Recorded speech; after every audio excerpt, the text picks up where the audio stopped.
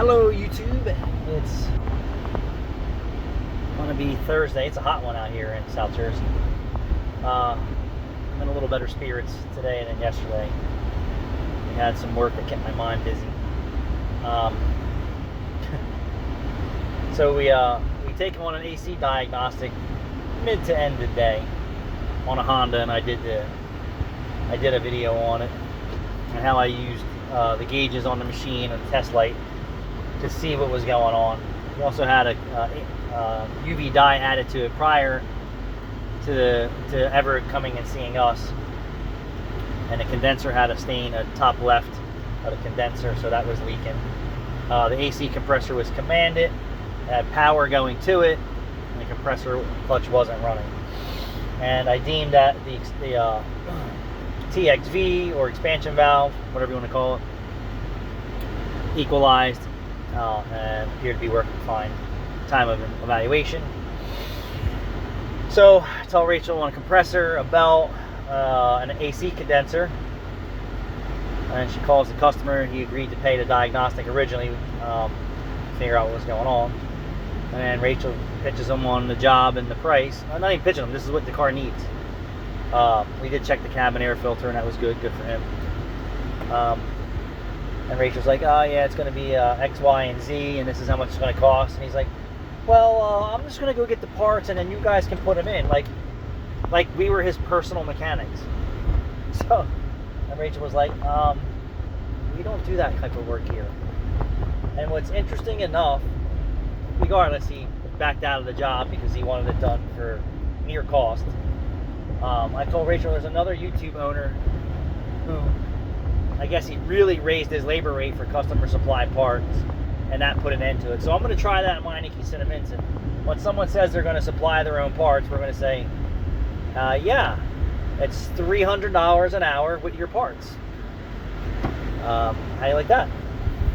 You know, because we survive on parts and labor profits to pay everybody and make everything work. And by you cutting out us making profit on the parts, and then install the garbage crap that you buy from eBay or Amazon or wherever, and then that product doesn't work, and then you're gonna have a sour ass when we tell you it doesn't work and we have to redo the job. Similar situation yesterday with a starter job.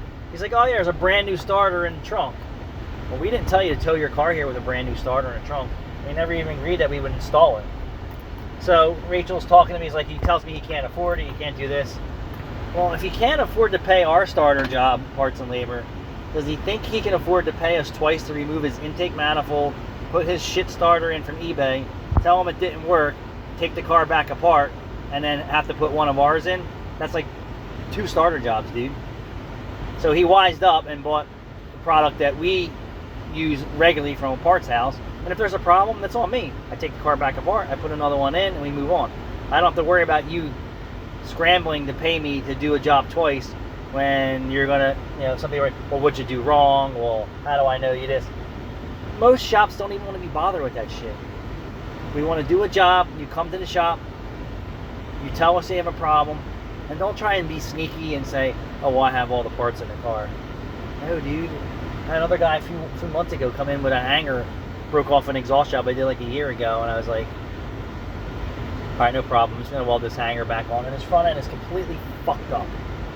So I tell Rachel needs control arms, this, that, sway bar links, springs. The whole front end on the Crown Vic was wiped out.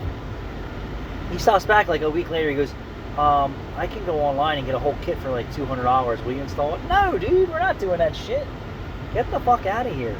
I've had people come in with online kits for coil springs and the job be 8 inches too high in the air, 3 inches too low. No, thank you. So I'm going to take your advice, whoever you are out there. Sorry, I don't know your name. And I told Rachel to go $250. I think I'm going to go $300 an hour. If a customer even asks or inquires about, well, he has his own parts, well, then it's $300 an hour. And that's that. That's that.